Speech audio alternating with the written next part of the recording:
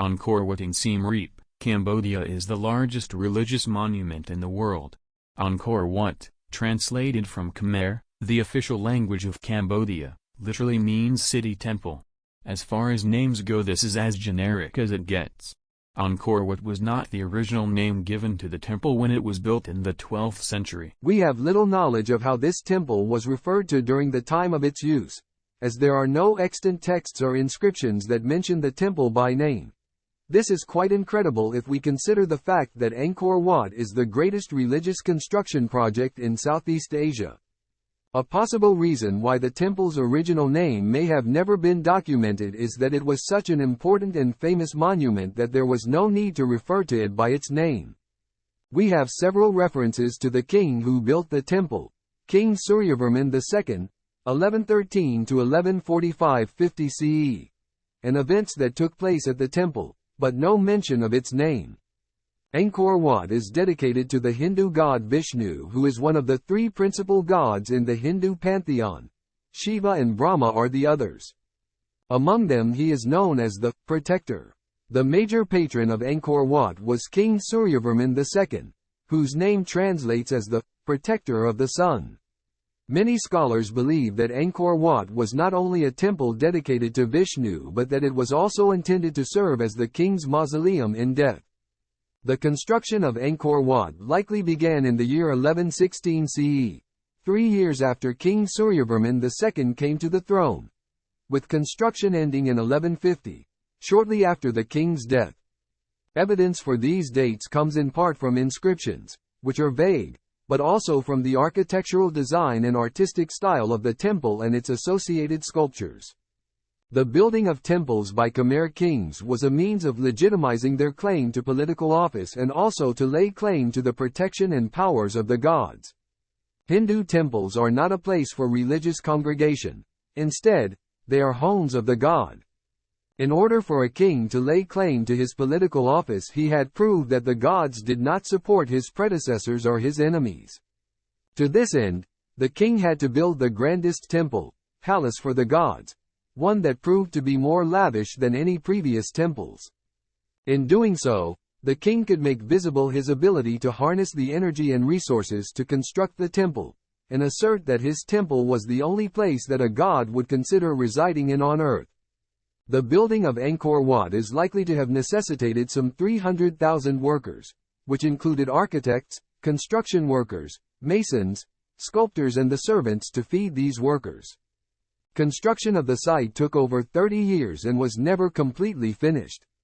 The site is built entirely out of stone, which is incredible as close examination of the temple demonstrates that almost every surface is treated and carved with narrative or decorative details. There are 1,200 square meters of carved bas-reliefs at Angkor Wat, representing 8 different Hindu stories.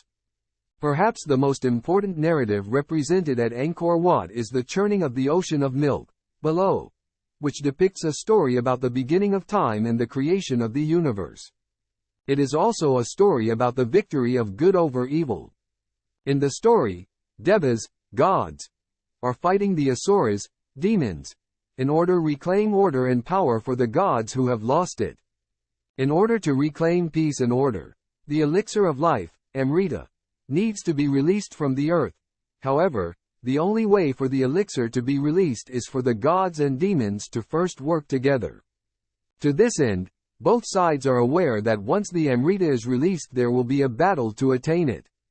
The relief depicts the moment when the two sides are churning the ocean of milk. In the detail above you can see that the gods and demons are playing a sort of tug-of-war with the Naga or Serpent King as their divine rope. The Naga is being spun on Mt. Mandara, represented by Vishnu, in the center. Several things happen while the churning of milk takes place. One event is that the foam from the churning produces asparas or celestial maidens who are carved in relief throughout Angkor Wat. We see them here on either side of Vishnu, above the gods and demons. Once the elixir is released, Indra, the Vedic god who is considered the king of all the gods, is seen descending from heaven to catch it and save the world from the destruction of the demons. An aerial view of Angkor Wat demonstrates that the temple is made up of an expansive enclosure wall, which separates the sacred temple grounds from the protective moat that surrounds the entire complex. The moat is visible in the photograph at the top of the page. The temple proper is comprised of 3 galleries, a passageway running along the length of the temple, with a central sanctuary, marked by 5 stone towers. The 5 stone towers are intended to mimic the 5 mountain ranges of Mt. Meru, the mythical home of the gods, for both Hindus and Buddhists. The Temple Mountain as an architectural design was invented in Southeast Asia. Southeast Asian architects quite literally envisioned temples dedicated to Hindu gods on earth as a representation of Mt. Meru. The galleries and the empty spaces that they created between one another and the moat are envisioned as the mountain ranges and oceans that surround Mt. Meru. Mount Meru is not only home to the gods, it is also considered an axis mundi. An axis mundi is a cosmic or world axis that connects heaven and earth. In designing Angkor Wat in this way, King Suryavarman II and his architects intended for the temple to serve as the supreme abode for Vishnu. Similarly, the symbolism of Angkor Wat serving as an axis mundi was intended to demonstrate the Angkor kingdoms and the king's central place in the universe. In addition to envisioning Angkor Wat as Mt. Meru on earth, the temple's architects, of whom we know nothing, also ingeniously designed the temple so that embedded in the temple's construction is a map of the cosmos, mandala, as well as a historical record of the temple's patron. According to ancient Sanskrit and Khmer texts, religious monuments and specifically temples must be organized in such a way that they are in harmony with the universe, meaning that the temple should be planned according to the rising sun and moon, in addition to symbolizing the recurrent time sequences of the days, months and years. The central axis of these temples should also be aligned with the planets, thus connecting the structure to the cosmos so that temples become spiritual, political, cosmological, astronomical and geophysical centers. They are, in other words, intended to represent microcosms of the universe and are organized as mandalas, diagrams of the universe. Angkor Wat continues to play an important role in Cambodia even though most of the population is now Buddhist. Since the 15th century, Buddhists have used the temple and visitors today will see, among the thousands of visitors, Buddhist monks and nuns who worship at the site. Angkor Wat has also become an important symbol for the Cambodian nation. Today, the Cambodian flag has emblazoned on it the silhouette of Angkor Wat. At the magnificent Temple of Angkor Wat, World Monuments Fund is restoring the churning of the Sea of Milk Gallery.